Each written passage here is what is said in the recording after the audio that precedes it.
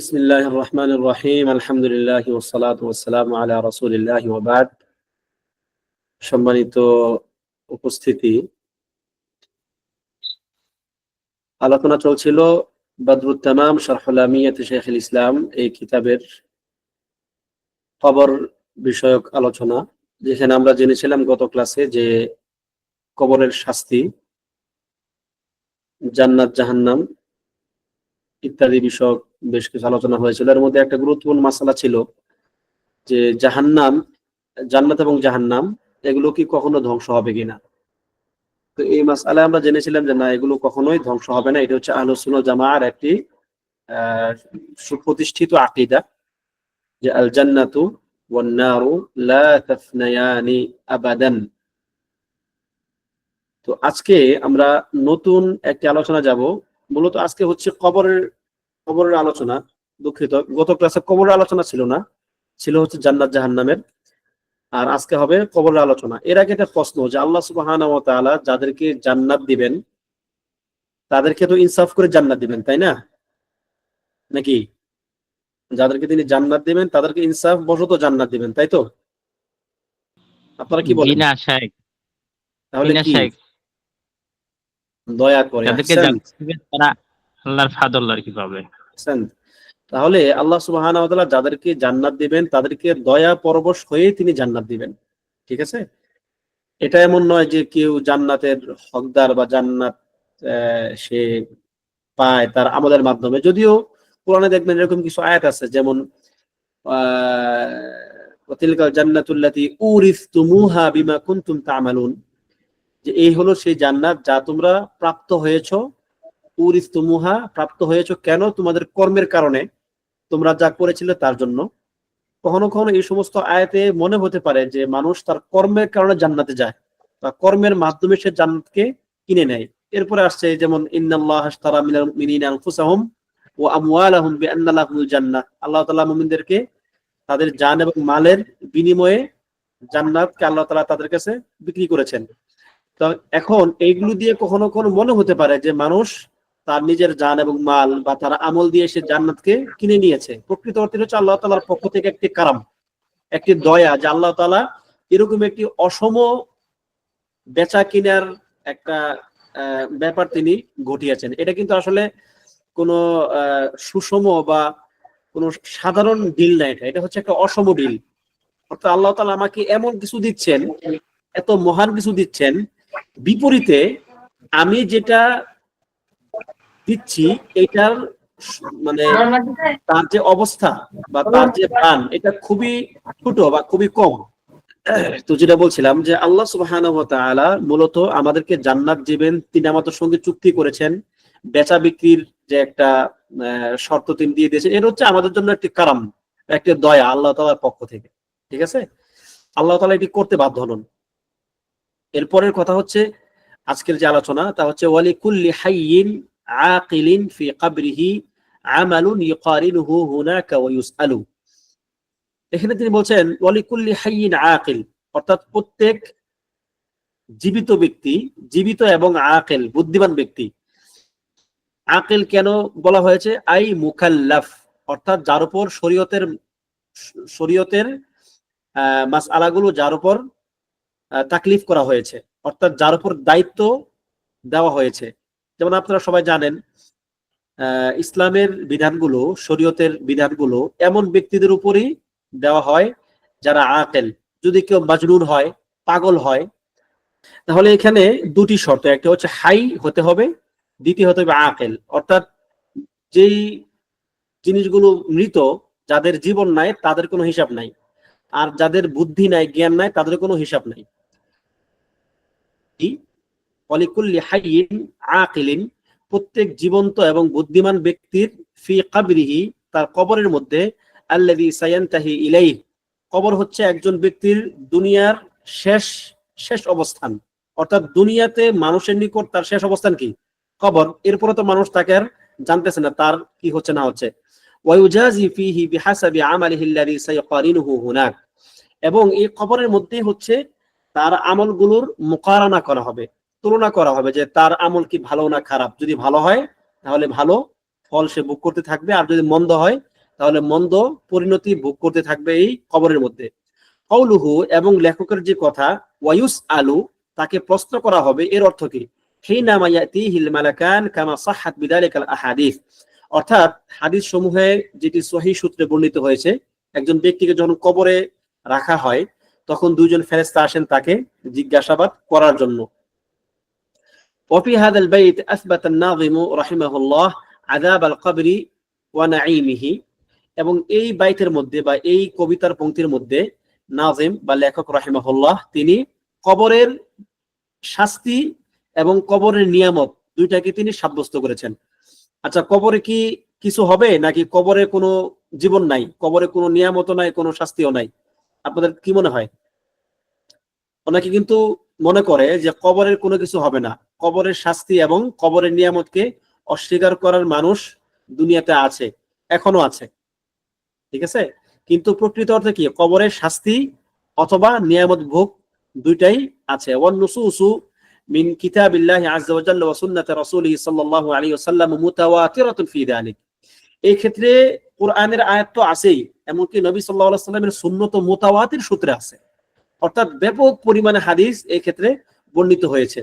যেমন আল্লাহ তাআলা এই ক্ষেত্রে বলেন ফিরআউনের বংশধরের ব্যাপারে, আন-নারু ইউরাদুনা আলাইহা গুদুওয়ান ওয়া আশিয়া, অর্থাৎ ফেরাউনের পরিবার, ফেরাউনের যারা বংশধর তাদের উপর কি এই জাহান্নামের শাস্তি প্রতিদিন সকাল বিকাল, প্রতিদিন তারা এই শাস্তির সম্মুখীন হচ্ছে।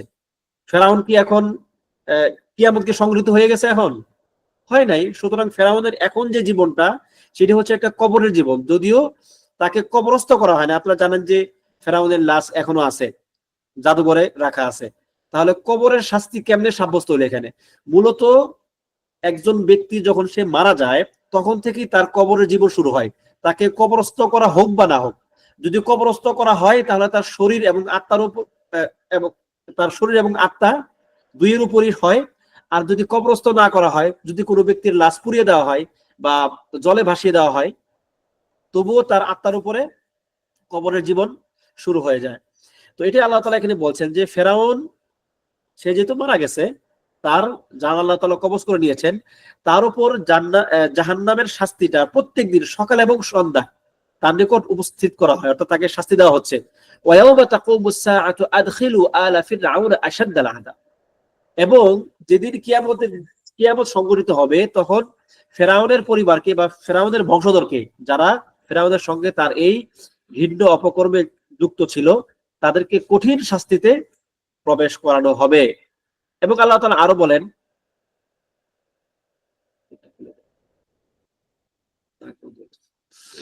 আচ্ছা, এবং আল্লাহ তাআলা অন্য এক আয়াতে বলেন, ওয়ালা নুযিকান্নাহুম মিনাল আযাবিল আদনা দুনাল আযাবিল আকবার লাআল্লাহুম ইয়ারজিউন, বড় শাস্তির আগে ছোট শাস্তি দেওয়া হবে যাতে করে তারা ফিরে আসতে পারে। এরপর এই ক্ষেত্রে সুন্নাহ থেকে দলিল অনেকগুলো আছে, মুতাদাফিরা, ওয়া আম্মা সুন্নাতু ফাহিয়া মুতাদাফিরা আলা ইসবাতি হাযা, এই ব্যাপারটি সাব্যস্ত করার জন্য সুন্নাতের মধ্যে প্রচুর প্রচুর হাদিস আছে আর কি। ওয়া মিন যালিকা মা সাবাতা ফিস সাহিহাইন আন আবি হুরায়রা রাদিয়াল্লাহু আনহু قال كان رسول الله صلى الله عليه وسلم يدعو ويقول اللهم اني اعوذ بك من عذاب القبر, এবং এই হাদিস সমূহের মধ্যে একটি হাদিস হচ্ছে যেটি বুখারী মুসলিমে আসছে, আবু হুরায়রা রাদিয়াল্লাহু আনহু থেকে বর্ণিত হাদিস, যেখানে নবী সাল্লাল্লাহু আলাইহি ওয়াসাল্লাম এর ব্যাপারে বলা হচ্ছে যে তিনি প্রত্যেকদিন এই দোয়া করতেন যে আল্লাহুম্মা ইন্নী আউযু বিকা মিন আযাবিল কবর, হে আল্লাহ আপনার কাছে আমি কবরের শাস্তি থেকে আশ্রয় চাই। তো নবী সাল্লাল্লাহু আলাইহি ওয়াসাল্লাম যখন কবরের শাস্তি থেকে আশ্রয় চাইবেন তখন সেটা সাব্যস্ত হবে যে আসলে কবরের শাস্তি আছে। এবং ওয়াজা মিসলুহু মিন হাদিস ইবনে আব্বাস আল মাশহুর ফি সাহিহাইন, বুখারী মুসলিমের আরেকটি হাদিস, খুব প্রসিদ্ধ হাদিস, ইবনে আব্বাস রাদিয়াল্লাহু আনহু থেকে বর্ণিত হাদিস, যেখানে আসছে যে নবী সাল্লাল্লাহু আলাইহি সাল্লাম একদিন একটি দেওয়ালের পাশ দিয়ে যাচ্ছিলেন, তখন তিনি শুনলেন দুইজন ব্যক্তিকে কবরের শাস্তি দেওয়া হচ্ছে। তখন নবী সাল্লাল্লাহু আলাইহি সাল্লাম বললেন, ফাকাল নবী সাল্লাল্লাহু আলাইহি ওয়াসাল্লাম ইউআযাবানি ওয়া মা ইউআযাবানি ফি কাবীর, তাদেরকে শাস্তি দেওয়া হচ্ছে কিন্তু এমন কোন বড় কাজের জন্য না, মানে তাদেরকে এমন কোন, তারা সাধারণত মানুষ যে কাজগুলিকে অনেক বড় গুনাহ মনে করে এরকম কোন বড় গুনাহের জন্য দেওয়া হচ্ছে না। প্রকৃত অর্থে এগুলো বড় গুনাহ, কিন্তু মানুষের কাছে এগুলো সামান্য মনে হয়। তার মানে নবী সাল্লাল্লাহু আলাইহি সাল্লাম ঘোষণা করলেন যে কবরেও শাস্তি হয়। وقال شيخ الإسلام ابن تيمية رحمه الله مذهب سلف الأمة وأئمتها أن الميت إذا مات يكون في نعيم أو عذاب ইবনে তাইমিয়া রাহিমাহুল্লাহ বলেন যে এই উম্মতের যারা সালাফ এবং আইম্মা ইমামগণ তারা এই বিষয়ে একমত বা এই বিষয়ে তাদের মাযহাব হচ্ছে যে মৃত একজন ব্যক্তি যখন মারা যায় তখন সে কবরে হয় শাস্তি ভোগ করে অথবা জান্নাতের নিয়ামতগুলো ভোগ করতে থাকে, অর্থাৎ তার কোনো না কোনো একটা কিছু একটা হবে, মানে কোনো কিছু হবে না কবর মানে একটা মানে শূন্য জীবন, ব্যাপারটা এমন নয় আর কি, সেখানে শাস্তি বা নিয়ামত যে কোনো একটা আছে। وهناك بعض المسائل الإيمان المتعلقة بالقبر نذكر منها ما يلي। তো যখন কবরের আলোচনা আসলো এখানে বেশ কবর সংক্রান্ত বেশ কিছু মাসআলা যেগুলো আমরা আলোচনা করব এখন, সেগুলো আসছে। এক নাম্বার মাসআলা হচ্ছে সুআলুল মালাকাইনি ওয়া মাওকিফ আহলি সুন্নাতি মিনহু, যে দুইজন ব্যক্তি বা দুইজন ফেরেশতা যে আসবে এবং কবর যাকে কবরস্থ করা হবে তাকে জিজ্ঞাসাবাদ করবে, এই ব্যাপারে আহলুস সুন্নাহ ওয়াল জামাআর মাওকিফ বা অবস্থান কি। এই ক্ষেত্রে আহলুস সুন্নাহ ওয়াল জামাআহ কবরের মধ্যে দুইজন ফেরেশতার জিজ্ঞাসাবাদকে সাব্যস্ত করেন। আমরা এতক্ষণ জানলাম যে কবরে কি শাস্তি হচ্ছে কি হচ্ছে না, ওটা তো আমরা ক্লিয়ার যে কবরের শাস্তি এবং কবরের নিয়ামত দুইটাই সাব্যস্ত। এবার আসেন যে কবরে কি দুইজন ফেরেশতা যে আসবে তাদের এবং কবরবাসীকে জিজ্ঞাসাবাদ করবে, এই ব্যাপারটা কি আহলুস সুন্নাহ ওয়াল জামাআর মতে সাব্যস্ত কিনা? হ্যাঁ, এই ব্যাপারটাও সাব্যস্ত। এবং এই ক্ষেত্রেই এই ব্যাপারটাকে ইশারা করতেছেন এখানে ইমাম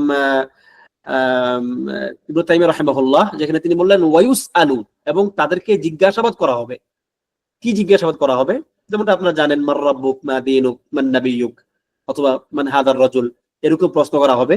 তিনটি প্রশ্নের ব্যাপারে সুস্পষ্ট আসছে আর কি, দলিল হিসাবে সাবেত আছে। এরপরে ক্বালা শাইখুল ইসলাম রাহিমাহুল্লাহ ইবনে তাইমিয়া রাহিমাহুল্লাহ বলেন ফিতনাতুল কবরি হিয়াল ইমতিহান। এখন ফিতনাতুল কবর যেটা কবরের ফিতনা, এই কবরের ফিতনাটা কি? কবরের ফিতনা হচ্ছে হিয়াল ইমতিহান ওয়াল ইখতিবার লিল মাইয়িত হিনা ইয়াসআলুহুল মালাকান। কবরের ইমতিহান হচ্ছে, কবরের ফিতনা হচ্ছে যে ফেরেশতাগণের পক্ষ থেকে মৃত ব্যক্তিকে জিজ্ঞাসাবাদ করা। মানে একটু চিন্তা করে দেখেন যে একজন ব্যক্তি মারা গেছে, তার তার আশপাশের নাই তার কোনো সহযোগী, তার পাড়া প্রতিবেশী, তার আত্মীয় স্বজন, তার কোনো বন্ধু, কেউ তার পাশে নাই। এই অবস্থায় দুজন ফেরেশতা এসে তাকে জিজ্ঞাসাবাদ করতেছে, সে পরিপূর্ণ অসহায় একজন ব্যক্তি। এটি হচ্ছে তার জন্য বিরাট ধরনের একটা ফিতনা বা বিরাট একটি পরীক্ষা। আল্লাহ তাআলা আমাদেরকে এই পরীক্ষা উত্তীর্ণ করুন, আমিন। এরপর তিনি বলছেন সুম্মা ক্বালা ওয়া ক্বাদ তাওয়াতারাতিল আহাদিস عن النبي صلى الله عليه وسلم في هذه الفتنة من حديث البراء بن عازب وأنس بن مالك وأبي هريرة وغيرهم رضي الله عنهم أجمعين।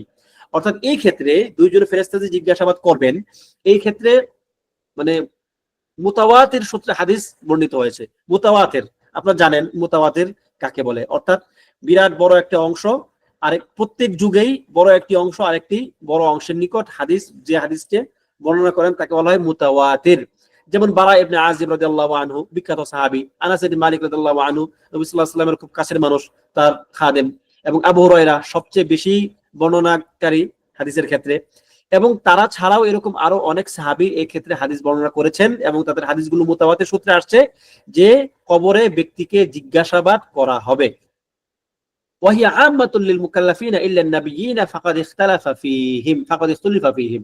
এটি হচ্ছে সকল মুকাল্লাফ যারা আছে যাদেরকে জিজ্ঞাসাবাদ করা হবে তারা কি সবাই, একমাত্র নবীগণ ছাড়া। অর্থাৎ এই ক্ষেত্রে ইখতিলাফ আছে যে নবীগণকে কি জিজ্ঞাসাবাদ করা হবে কিনা, কবরের জীবনে তাদেরকে জিজ্ঞাসাবাদ করা হবে কিনা, এই ক্ষেত্রে ইখতিলাফ আছে। তবে রাজিহ মত হচ্ছে তাদেরকে জিজ্ঞাসাবাদ করা হবে না। আল মাসআলাতু সানিয়া, দ্বিতীয় মাসআলা হচ্ছে হাল ইউসাম্মা আল মালাকান বিমুনকার ওয়া নাকির। যেমন এটা খুব প্রসিদ্ধ কথা যে কবরে দুইজন ফেরেশতা আসবে, মুনকার নাকির। এই মুনকার নাকির এই দুইটি নাম যে দুই ফেরেশতার নাম, এটি কি সহিহ, এটি কি সঠিক? উত্তর হচ্ছে লাম ইয়াতি ফিল আহাদিস আল ওয়ারিদাতি ফি সাহিহাইন তাসমিয়াতুল মালাকাইনি বি মুনকার ওয়া নাকির। এই ক্ষেত্রে বুখারী মুসলিমের যে হাদিসগুলো আসছে নাকির উল্লেখ করা হয় না, এটি বর্ণিত হয়নি। ওয়া মিম্মা জাআ ফি সাহিহাইন কাউলুন নবী সাল্লাল্লাহু আলাইহি ওয়াসাল্লাম, যেটি বুখারী মুসলিমে আসছে তা হচ্ছে নবী সাল্লাল্লাহু আলাইহি ওয়াসাল্লামের বাণী আতাহু মালাকানি ফাআকআদা, যে দুইজন ফেরেশতা আসবে এবং তারা তাকে উঠিয়ে বসাবে। এটি হচ্ছে বুখারী মুসলিমের বর্ণনা। কিন্তু জাআত আহাদিস উখরা বিতাসমিয়াতিল মালাকাইনি বিমুনকার ওয়া নাকির কামা ইনদা আহমদ ওয়া তিরমিজি ওয়া ইবনে হিব্বান। যেমন ইবনে হিব্বান, তিরমিজি এবং আহমদ, মুসনাদে আহমদ, ওনারা যে সংকলনগুলো করেছেন সেখানে আসছে যে এই দুই ফেরেশতার নাম কি হবে? মুনকার এবং নাকির। ওয়াকাদ জামাআতুল আহাদিস আল্লাতী ফিহা তাসমিয়াতু মুনকার ওয়া নাকির فبلغت 47 حديثا واثرا منها ما هو ضعيف والاكثر। বলতেছেন যে এই ক্ষেত্রে আমি হাদিসগুলো সংকলন করেছিলাম, সেই ক্ষেত্রে 47টি হাদিস তিনি সংকলন করেছেন। এই ক্ষেত্রে বলে 47টি হাদিস তিনি সংকলন করতে পেরেছেন। তার মধ্যে কিছু আছে হাসান, কিছু আছে দাঈফ, যদিও দাঈফই বেশি আর কি, অধিকাংশই দাঈফ, তবে হাসান পর্যায়েরও আসছে। وقد سئل الإمام أحمد رحمه الله عن ذلك فقيل له تقول منكر ونكير أو تقول ملكين। ইমাম আহমদকে জিজ্ঞাসাবাদ করা হয়েছিল যে হে ইমাম, এই যে দুইজন ফেরেশতা, আপনি কি তাদেরকে দুই ফেরেশতা বলবেন, মালাকাইন বলবেন, নাকি মুনকার নাকির বলবেন? তখন তিনি বললেন কি? ফাকালা মুনকার ওয়া নাকির। ইমাম আহমদ বলতেছেন কি মুনকার ওয়া নাকির। ফাকালা লাহু সাইল ইয়াকুলুনা লাইসা ফি হাদিসিল মুনকার ওয়া নাকির।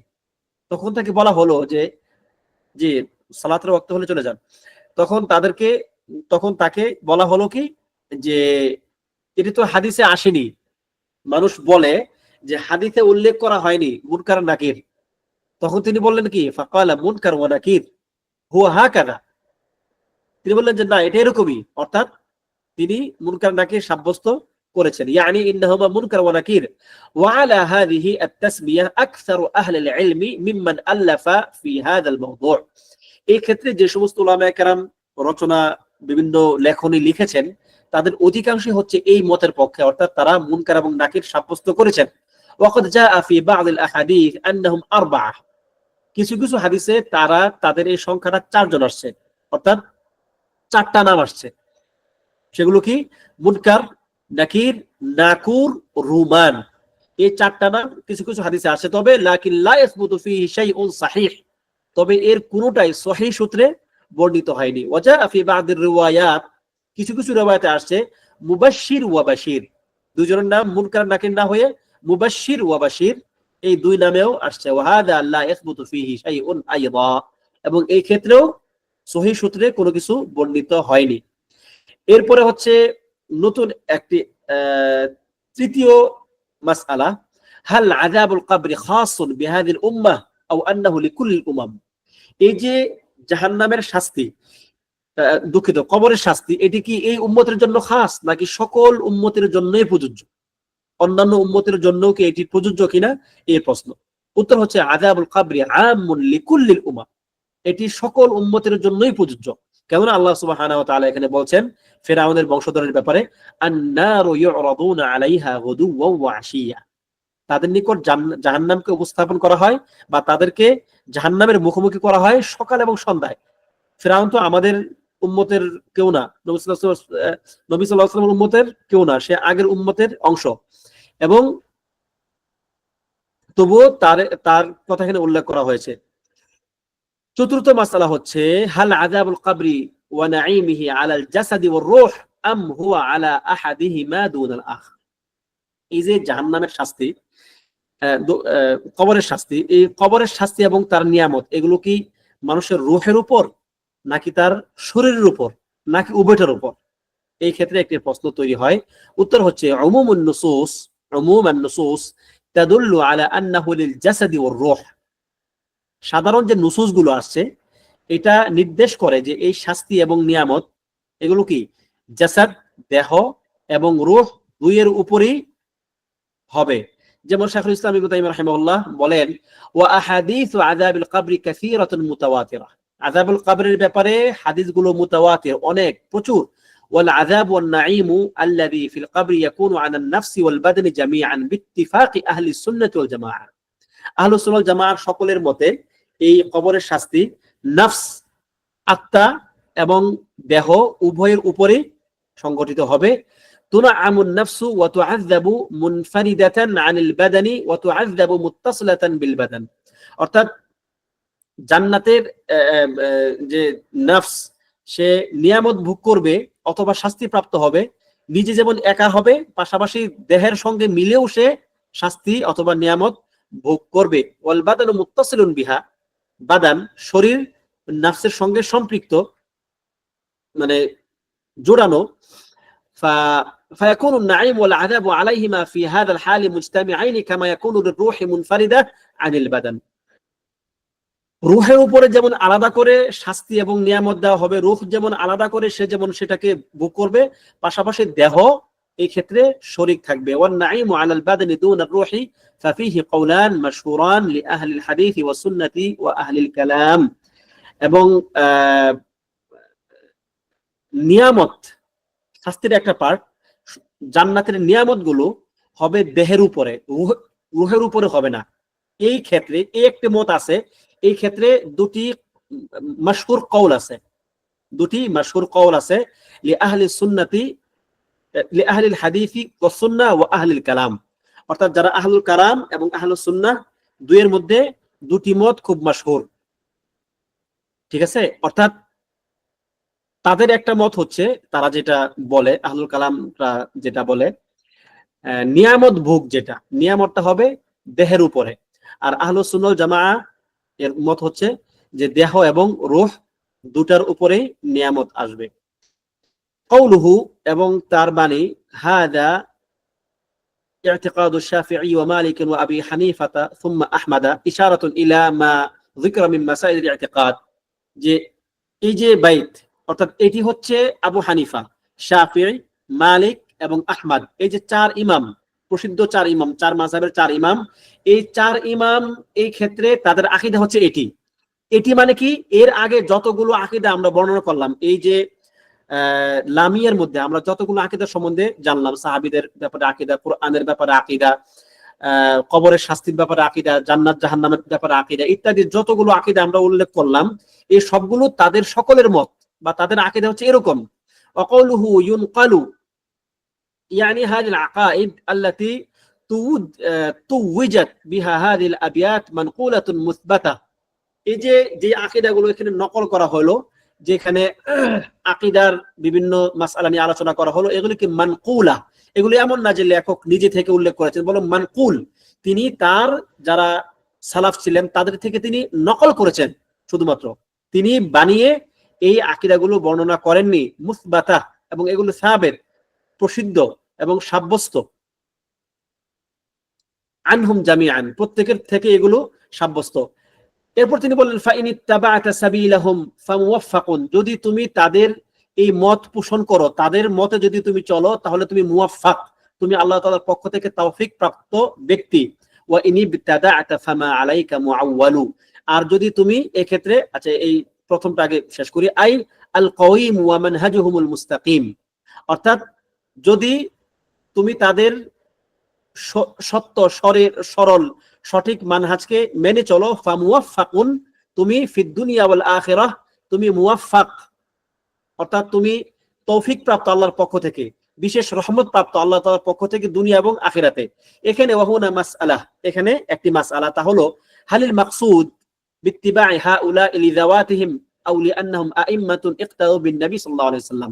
এই ক্ষেত্রে এই যে তাদের মত যে আমরা অনুসরণ করব, এই যে চার মাযহাবের চারজন ইমামের কথা উল্লেখ করা হলো, এরকম যারা থাকবেন সালফে সালেহিন, তাদেরকে যে আমরা অনুসরণ করবো, এটা কি তাদের নিজেদের জন্য, নাকি তারা নবী সাল্লাল্লাহু আলাইহি ওয়াসাল্লামের পথ প্রদর্শন মতো চলেছেন, নবী সাল্লাল্লাহু আলাইহি ওয়াসাল্লামের দেখানো পথে তারা চলেছেন, এই জন্য কি কারণে তাদেরকে আমরা অনুসরণ করব?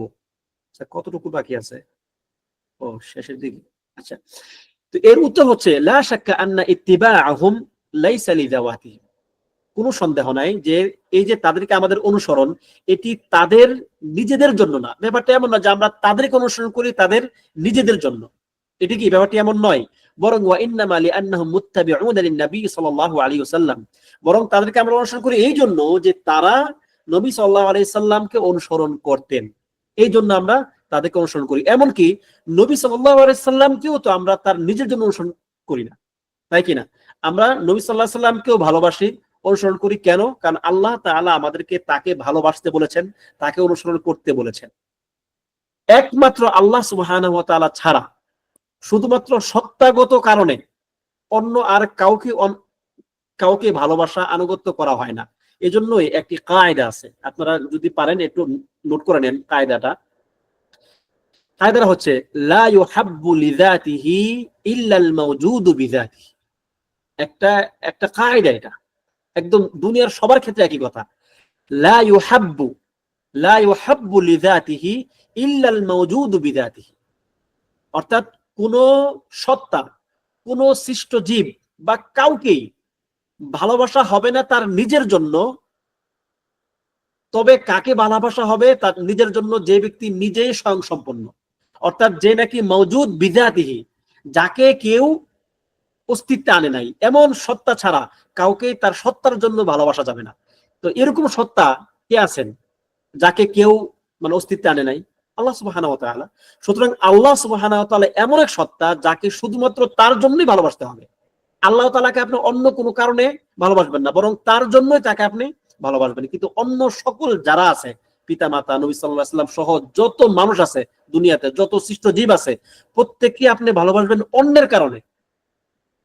আমরা তাদেরকে ভালোবাসি কারণ আল্লাহ তাআলা আমাদেরকে তাদেরকে ভালোবাসতে বলেছেন। এই জন্য আমরা পিতা মাতার কথা মান্য করি কেন? আল্লাহ তাআলা আমাদেরকে তাদের কথা মান্য করতে বলেছেন এই জন্য, তাই কিনা? তো এই কায়দাটা আমাদেরকে মাথায় রাখতে হবে। তো ঠিক তো দ্রুপ আইমে মুজতাহিদিন যারা আছে বা আমাদের সালফে সালিহিন, তাদেরকে আমরা অন্ধ অনুসরণ করি না, তাদেরকে আমরা তাদের নিজেদের জন্য মানি না, বরং ওই সূত্রে আমরা তাদেরকে মানি। যেমন আল্লাহ তাআলা বলছেন, কুল ইন কুনতুম তুহিব্বুনাল্লাহ ফাত্তাবিউনি ইউহিব্বুকুমুল্লাহ। যদি তোমরা আল্লাহ তাআলাকে ভালোবাসো তাহলে তোমরা আমাকে অনুসরণ করো। আল্লাহ তাআলা বলতেছেন তার নবীকে যে আপনি তাদেরকে সেটা বলুন যে তোমরা যদি আল্লাহ তাআলাকে ভালোবাসো তাহলে তোমরা আমাকে অনুসরণ করো, তাহলে কি হবে? ইউহিব্বুকুমুল্লাহ, আল্লাহ তাআলা তোমাদেরকে ভালোবাসবেন। ওয়া ইয়াগফির লাকুম যুনুবাকুম, তোমাদের গুনাহগুলো ক্ষমা করে দিবেন। ওয়াল্লাহু গফুরুর রহিম।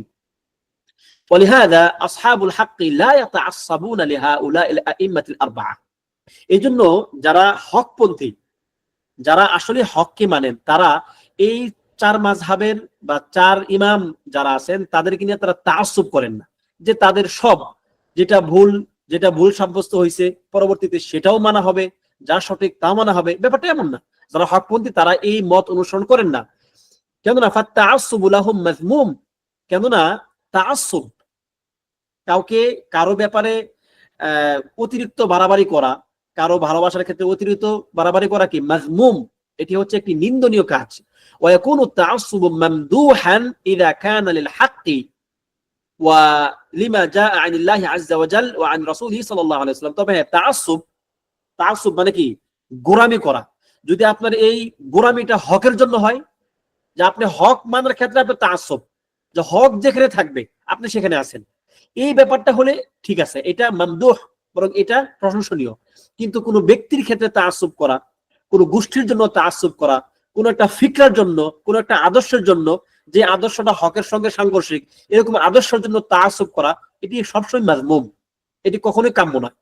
এই ব্যাপারটি বিশেষ করে আমাদের বাংলাদেশের প্রেক্ষাপটে আমাদেরকে এগুলো বুঝতে হবে। আমরা কখনো কোনো তাআসসুব করি সাধারণ অনেক ব্যাপারে, ব্যক্তির জন্য, বিভিন্ন সংগঠনের জন্য, দলের জন্য, গোষ্ঠীর জন্য। না, এগুলো ঠিক না। আসলে হক আমাদের কাছে আহাব। আমরা অবশ্যই মুসলিমদেরকে ভালোবাসি, আমরা উলামাদেরকে ভালোবাসি। যদি কোনো ফিকরা বা কোনো চিন্তা ইসলামের সঙ্গে সাংঘর্ষিক না হয়, আমরা তাকে ভালোবাসি। তো এই টোটালগুলো, এই সবগুলো ব্যাপার আমাদের ভালোবাসার জিনিস, কিন্তু আমাদের কাছে হকের ভালোবাসা তাদের চেয়েও বেশি। আমরা হককে ভালোবাসি তাদের চেয়েও বেশি। সুতরাং হকের সঙ্গে থাকতে হবে, সঠিক মানহাজের সঙ্গে থাকতে হবে, সঠিক যে বুঝ, সাহাবায়ে কেরামের বুঝ, এর সঙ্গে থাকতে হবে। এতে আমার লাভ হলো না লস হলো, কে খুশি হলো কে বেজার হলো, এগুলো দেখা যাবে না। আল্লাহ তাআলা আমাদেরকে তৌফিক দান করুন, আমিন। এরই সাথে আমাদের কিতাবের অংশটি শেষ হয়েছে, আলহামদুলিল্লাহ। আল্লাহু আ'লাম ওয়া সাল্লাল্লাহু ওয়া সাল্লামা আলা নাবিয়িনা মুহাম্মদ ওয়ালহামদুলিল্লাহিল্লাযী বিনি'মাতিহি তাতিম্মুস সালিহাত। লেখক হাফিজাহুল্লাহ এই কিতাবের মুরাজাআহ সম্পন্ন হয়েছিল 1434 হিজরিতে, তার মানে আজ থেকে আরো প্রায় 13 বছর আগে। লেখা হয়েছে আরো অনেক আগে, মুরাজাআহ হয়েছে আরো 13 বছর আগে। আল্লাহ তাআলা আমাদেরকে কবুল করুন, আমাদেরকে এই কিতাব থেকে যা কিছু জানলাম শিখলাম সেগুলো আমাদের বাস্তব জীবনে আমল করা এবং ভালোভাবে বোঝার তৌফিক দান করুন, আমিন। এবং লেখক হাফিজাহুল্লাহ, যিনি তার শ্রম মেধা খরচ করে এই লেখনীগুলো আমাদের জন্য উপস্থিত করেছেন, আল্লাহ তাআলা তাকে এবং তার পিতামাতাকে, তার শাইখ মাশাইখদেরকে ক্ষমা করুন, তাদেরকে হকের উপর রাখুন। এবং বিশেষ করে আমরা আমাদের প্রত্যেকদিন আমাদের দোয়ার মধ্যে রাখা দরকার, আমাদের গাজা সহ বিশ্বের যে সমস্ত অঞ্চলে মুসলিম ভাইয়েরা নির্যাতনের শিকার, জুলুমের শিকার, তাদেরকে যেন আল্লাহ সুবহানাহু ওয়া তাআলা উত্তম ভাবে এই বিপদ থেকে মুক্তির ব্যবস্থা করে দেন। আল্লাহ তাআলা যেন তাদের জন্য সাহায্য করে পাঠান, নিজেও যেন তিনি তাদের জন্য সাহায্য করে হয়ে যান, এবং কাফেরদেরকে যেন আল্লাহ সুবহানাহু ওয়া তাআলা দুনিয়া এবং আখিরাতে লাঞ্ছিত করেন, অপমানিত করেন, পরাজিত করেন। আমিন। ওয়া সাল্লাল্লাহু ওয়া সাল্লাম আলা নাবিয়িনা মুহাম্মদ ওয়া আলা আলিহি ওয়া সাহবিহি আজমাইন।